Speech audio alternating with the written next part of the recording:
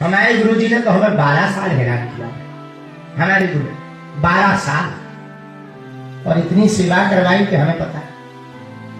11:45 पे सोते थे और सुलाने के पहले उनको पैर में ऐसे अंगूठा से दबवाने की आदत थी। 11:45 पे सोते थे, 3:15 पे 3:30 पे उठ जाते और उनके जगने के पहले हमें जगना पड़ता था। बाल्टी रखनी पड़ती थी, क्योंकि पुराना जमाना पे हैंड पंप पे नहाते थे, तो बाल्टी रखनी पड़ती थी, गमछा रखना पड़ता था। इसके बाद में 6 बजे उनको टिक्कर चाहिए, सुबह 6 बजे। तो धूना रमाओ, जब तक वो पूजा में बैठते थे हम धूना रमा के 4 रोटी बड़ी बड़ी मोटी मोटी 40-42 इंची। हाँ, कई बार ऐसी बच्चे ही थे कच्ची रह जाती थी, लेकिन गुरु तो गुरु होता है, उसको भी बड़े प्रेम पूर्वक वो खा के कहते थे बहुत अच्छी बनी। ऐसा गुरु, कोई शिकायत नहीं। तो 40-42 नंबर बड़ी हम 4 रोटी, दाल थोड़ी सी बनाती, थोड़ी चटनी बनाती। 6 बजे पाकर तिलक लगाकर चाय की सितारा, पर दिन भर के लिए चाय चालू हो जाती ऐसे हो जाए।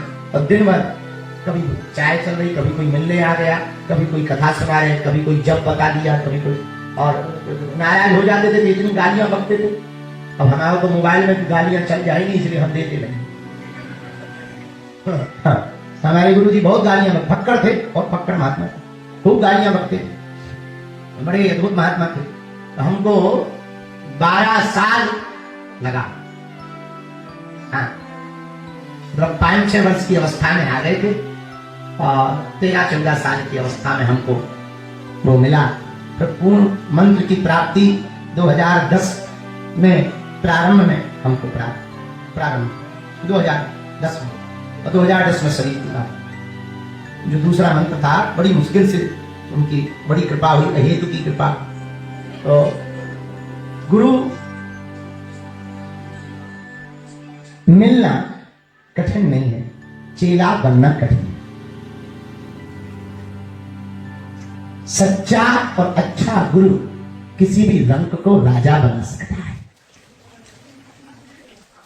तुम देखो तो नरेंद्र नाम का बालक विवेकानंद बन गया। अरे उनकी छोड़ो, वो तो बहुत पुरानी बात हो, नई नवेली बात सुनो।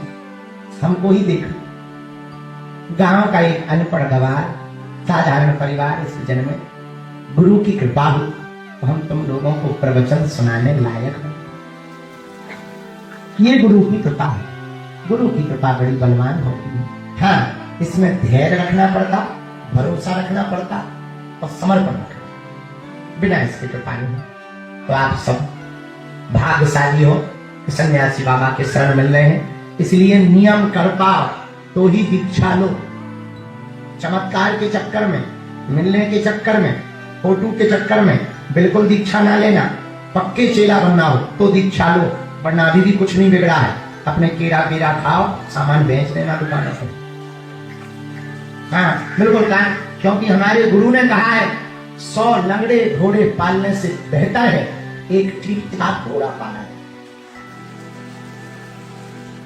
इसलिए पक्के चेला बन सको तो दीक्षा लेना, जीवन सुधारना हो तो दीक्षा लेना, उन्मुक्त होना हो तो दीक्षा लेना, हनुमान जी का होना हो तो दीक्षा लेना, बागेश्वर धाम का पगला बनना हो तो दीक्षा लेना।